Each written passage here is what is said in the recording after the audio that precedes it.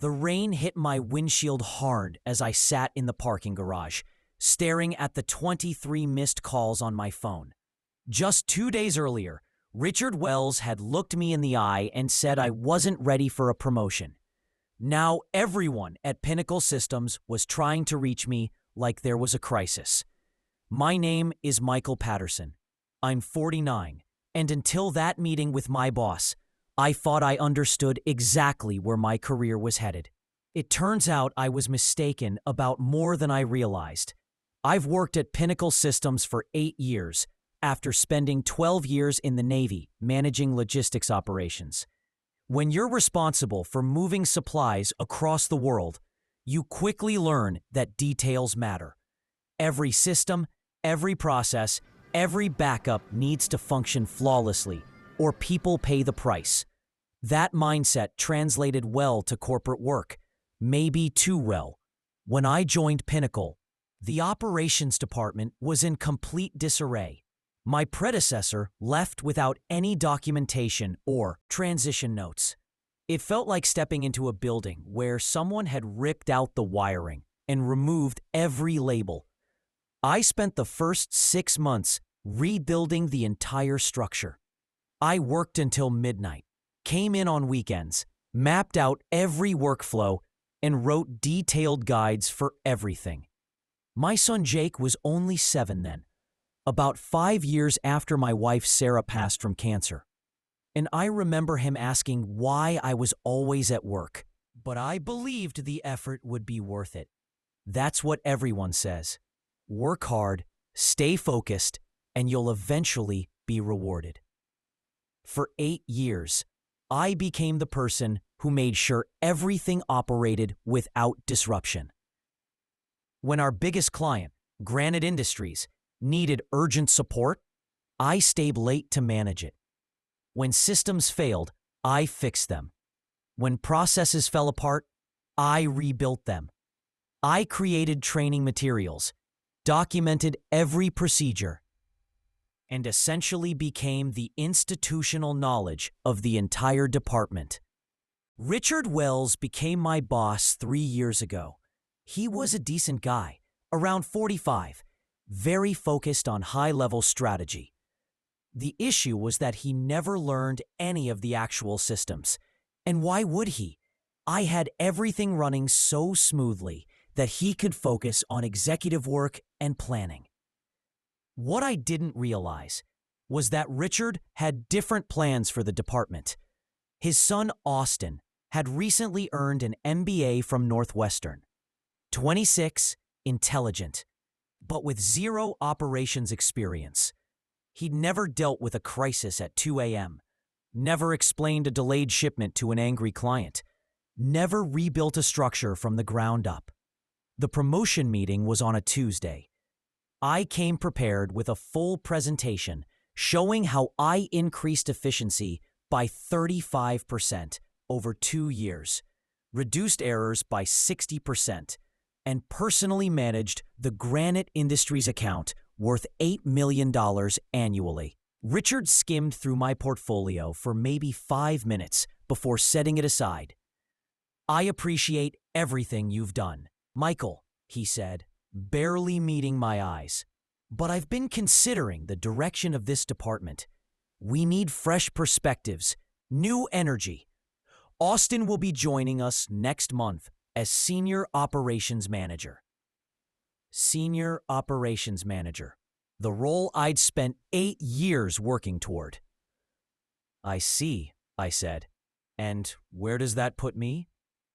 "You'll stay in your current position. Austin will need someone experienced to help him get familiar with the systems. Someone experienced to help him get up to speed, meaning I would continue doing the work while his son received the title and salary.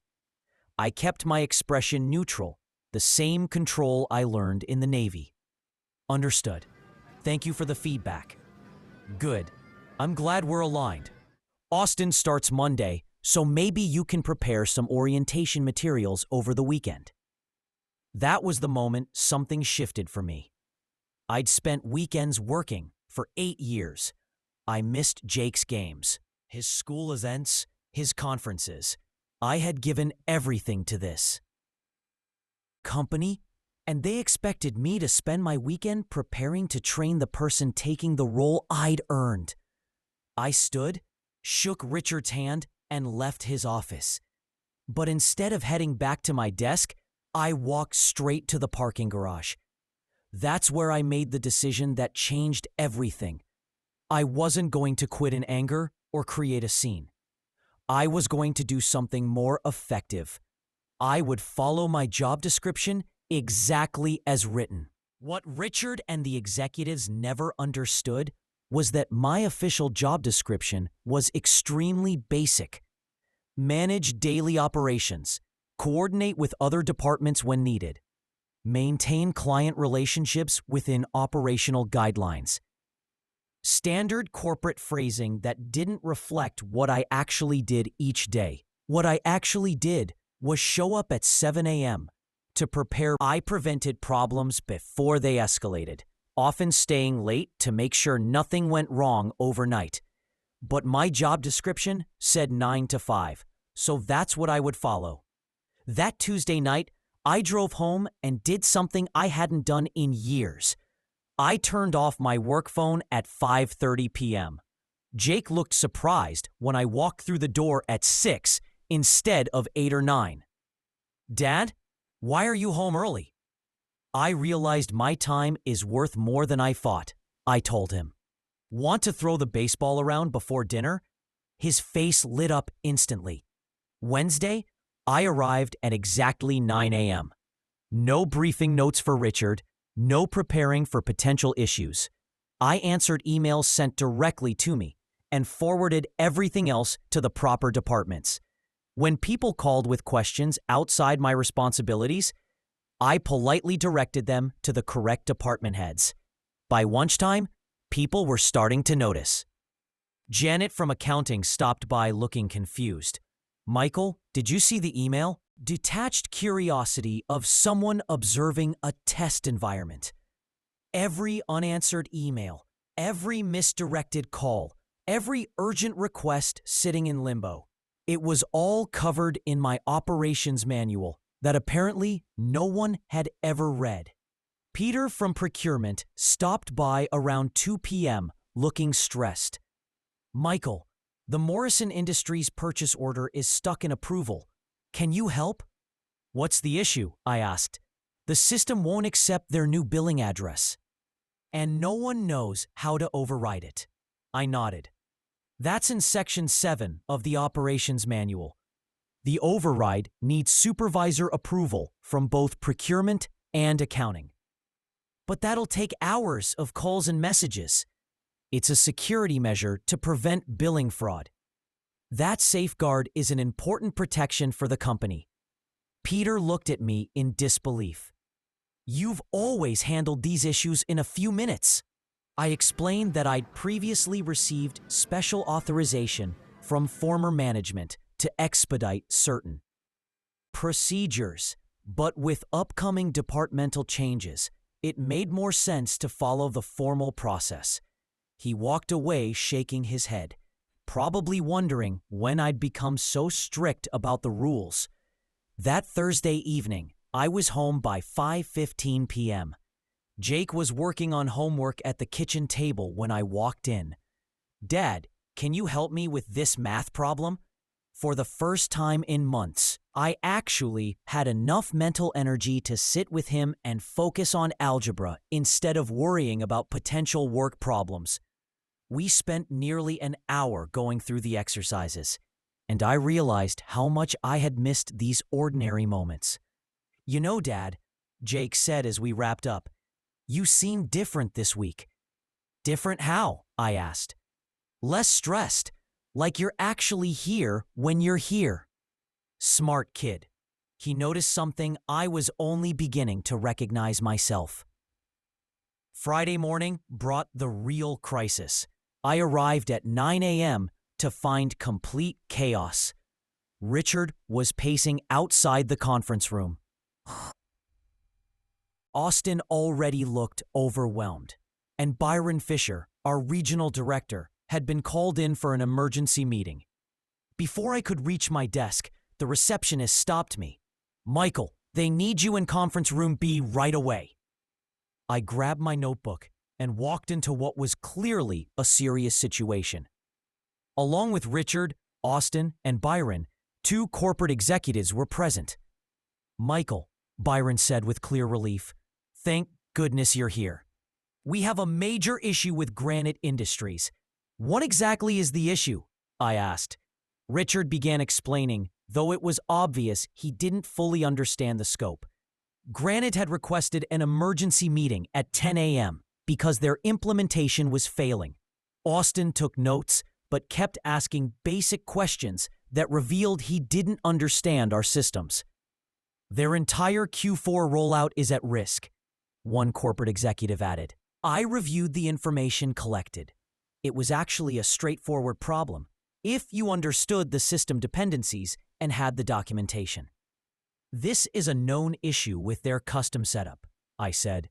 "The fix is in the Implementation Guide, Section 12. It requires coordinating several changes across 3 systems in a specific order." Austin flipped through the manual quickly. "Which section?" "Section 12, subsections 4.7 to 4.12. The process takes about 3 hours if you follow the steps carefully." Byron leaned in. "Can you take care of this now?" I checked the time. "I have the quarterly compliance review at 11 a.m. That goes to federal regulators today and can't be pushed." "The compliance review can wait," Richard said immediately. "Granite is more critical." "I understand Granite's importance," I replied calmly. "But missing a regulatory deadline leads to automatic penalties and potential license suspension. That affects all of our clients, not just Granite." Fell quiet as everyone processed the consequences. "What options do we have?" Byron asked. "Well," I said, "Austin can resolve the Granite issue using the documented steps. It would be valuable training, and I'll be available for questions between review sessions." Austin froze. I'm not ready for something this critical." "The documentation is detailed," I assured him. "Everything is laid out clearly. This is the type of experience you'll need in your new role." Richard's frustration was obvious. "Michael, we need you to fix this yourself." "I'm willing to take lead on Granite," I said. "If you'd like me to reschedule the compliance review, but I want to be clear about the regulatory impact." Byron raised a hand. "Let's think carefully. What would it take to handle both?" I considered it. "The review is in 2-hour blocks. I can address the most urgent Granite items between sessions, but the complete fix wouldn't be done until after 5 p.m.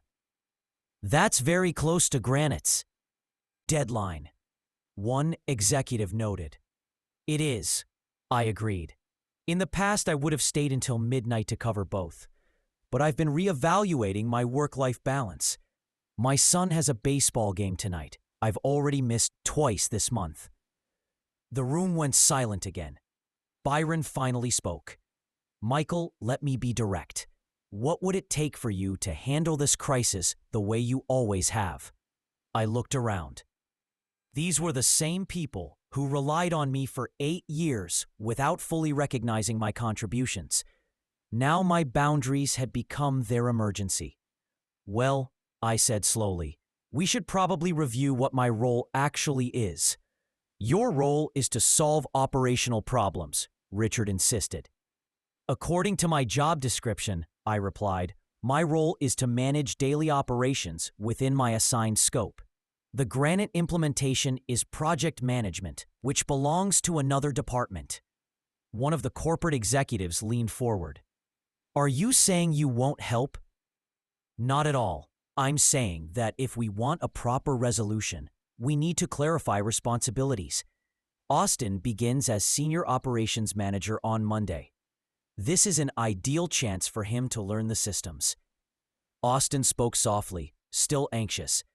"Michael, I appreciate your confidence, but I'm not ready for something this big.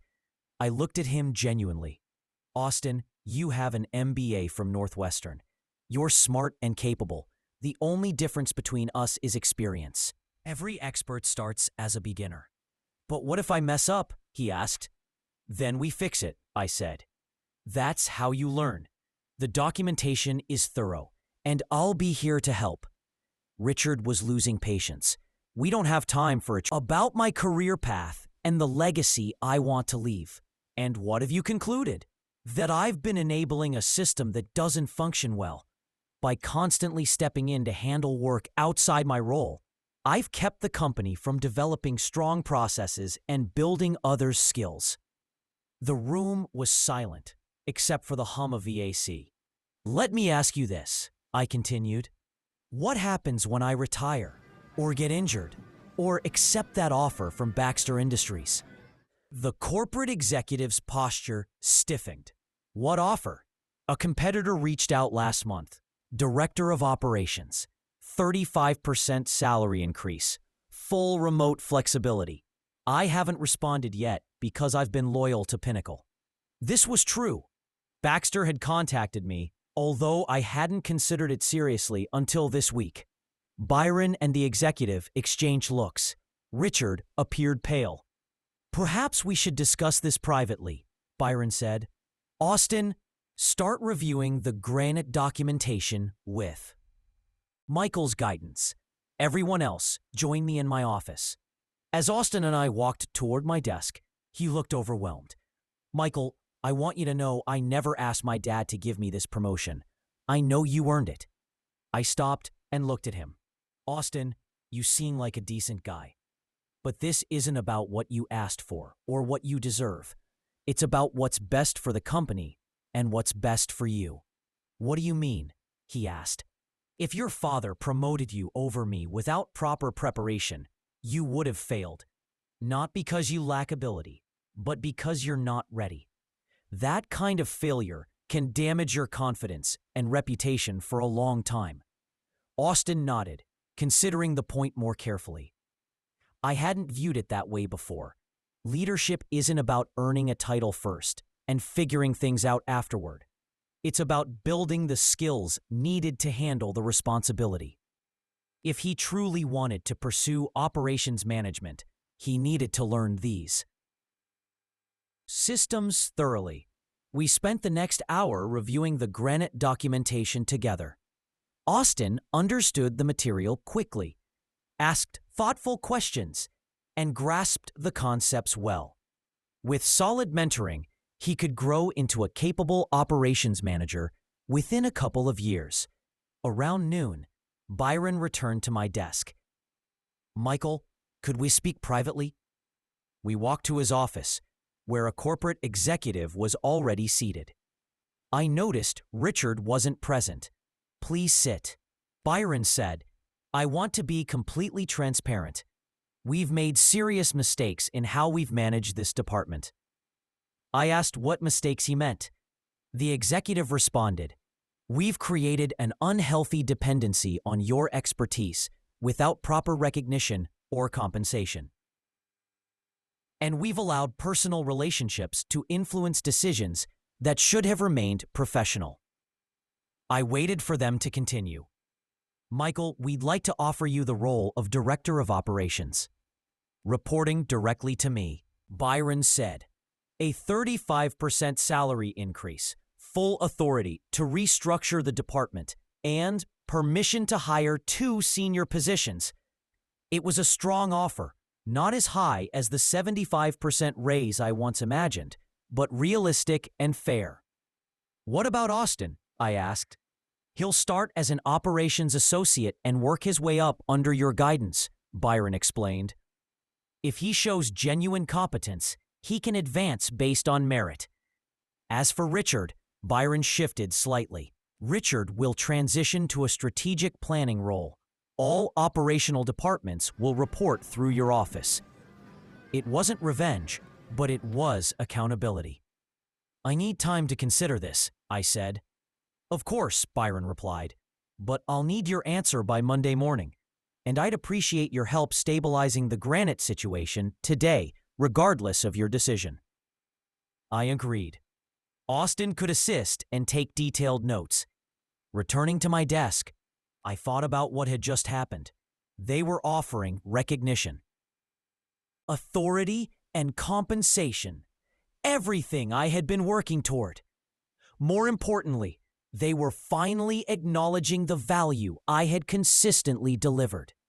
The question was whether I wanted to stay and improve this system or start fresh somewhere else. That afternoon, Austin and I worked through the Granite Industries issue together. I guided him through each step, explaining both the actions and the reasoning behind them. He took thorough notes and continued asking insightful questions, showing he was genuinely trying to understand the larger systems involved. "This is more complicated than I expected," Austin said as we finished the technical work. "How did you learn all of this?" I told him it came from 8 years of trial and error, plus many late nights reading manuals no one else wanted to open. "I didn't realize how much this job involves," he admitted. "My dad described it as basic coordination." I studied him carefully. He seemed genuinely humbled. "Coordination is part of it," I said. "But operations is really about understanding how everything connects and what happens when something doesn't." We completed the granite fixes by 4:30 p.m. Their system was stable again, and Austin had a detailed set of notes for future reference. At 5 p.m., as I packed up to leave, my phone buzzed with a message from Jake. "Dad, game starts at 6:30. Will you really be there?" For years, the honest answer would have been, probably not. Today, it was different.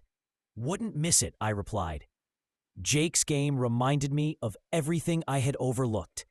He pitched 4 strong innings, and I watched him strike out the cleanup hitter using a curveball we practiced the week before. Afterward, we got ice cream and talked about school, his friends, and his plans for the summer. "Dad," he said as we sat outside, "are you going to keep coming to my games?" "That's the plan," I told him. "I've been working too much, and I don't want to miss any more." "Good," he said with a grin. Because Tommy's dad never misses his games, and I was getting jealous. That hit harder than I expected. My 12-year-old had been watching other dads show up, while his was stuck in meetings and dealing with system failures. Over the weekend, I thought carefully about Byron's offer. The director position came with recognition, authority, and the chance to create systems that helped other employees grow instead of remaining unnoticed. But the idea of starting fresh at Baxter Industries was tempting as well. No history of being overlooked. No colleagues who viewed me only as a behind-the-scenes problem solver. By Sunday night, I had made my choice. On Monday morning, I arrived at 8:30 a.m., a balance between my old 7 a.m. habit and the strict 9 a.m. I had kept recently. I went straight to Byron's office. "I'm accepting the offer," I told him, "but with 2 conditions." He nodded. "Go ahead. First, I want full authority to hire and develop internal talent. Too many capable people are ignored simply because they're not in roles that showcase their ability." Byron agreed. "Second, I want to establish a complete cross-training program. What happened this week shouldn't happen again. No essential knowledge should reside with only one employee." He approved that as well. "Anything else?" he asked. "Just one thing. I want Austin to succeed if this is the path he wants. But he must earn it based on capability, not connections." Byron smiled. "I think you'll find he's more committed than any of us expected." The transition took about 6 weeks. I rebuilt the department around clear responsibilities instead of the informal system where tasks fell to whoever could handle them. I hired 2 strong senior staff members who brought valuable perspectives while I provided the institutional knowledge needed for consistency. Austin proved to be a serious learner. He stayed late because he wanted to understand the systems thoroughly. Within 3 months, he handled routine client issues independently and showed genuine leadership potential. The biggest surprise was Richard. Without the pressure of managing operations he didn't fully understand, he excelled in strategic planning. His ability to think broadly, combined with the operational structure we created, helped secure 2 major contracts for the company. 6 months later, I was working at a manageable pace, home for dinner by 6:30 most nights, and present for all of Jake's remaining games. My team operated independently, our clients were satisfied, and I finally felt like I was doing the work I had always been capable of. One evening, while Jake and I worked on homework, he looked up from his algebra. "So you're really important now?" I smiled. "I was always important, Jake. It just took a while for others to see it." "Is that why you worked so much before? To prove it?" he asked. Smart kid. "Yeah, maybe, but I learned something. The people who matter will recognize your value without sacrificing everything. And the ones who don't, sometimes you have to step back and let them notice what they missed." Watching him work through his math with a steady, thoughtful approach reminded me of something important. The best response to being undervalued isn't anger or retaliation. It's demonstrating your worth so clearly that it can't be overlooked. The promotion brought respect, authority, and the chance to build something stronger. But the real achievement was simpler. I was finally recognized for what I had been capable of the whole time. And I was home each night to help my son with his homework. If you've ever felt overlooked at work despite your effort, remember, your value doesn't disappear because others fail to see it. Sometimes the most effective response is to stop making their blindness your burden and start making your worth unmistakable.